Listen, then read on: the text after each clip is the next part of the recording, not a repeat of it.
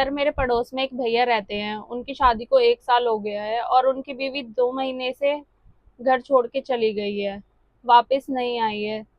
तो उनको वापस लाने का कोई कानूनी तरीका है? हाँ, आपके भैया के केस में रेस्टिट्यूशन ऑफ कॉन्जुगल राइट्स का प्रोविजन अप्लाई हो सकता है।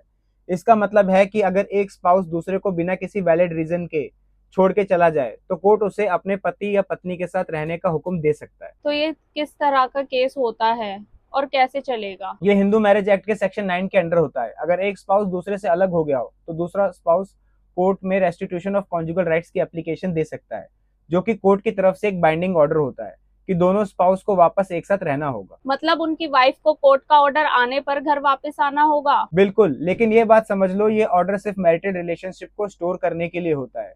अगर किसी स्पाउस ने ये प्रूव कर दिया कि उसका वापस जाना डेंजरस है तो केस कॉम्प्लेक्स भी हो सकता है। तो अगर वापस नहीं आई तो क्या होगा? तो डाइवोर्स भी एक ऑप्शन हो सकता है, लेकिन रेस्टिट्यूशन ऑफ कॉन्जुगल राइट्स का मेन मकसद दोनों को एक साथ रहने देना यानी एक साथ लेके आना होता है। समझ गई।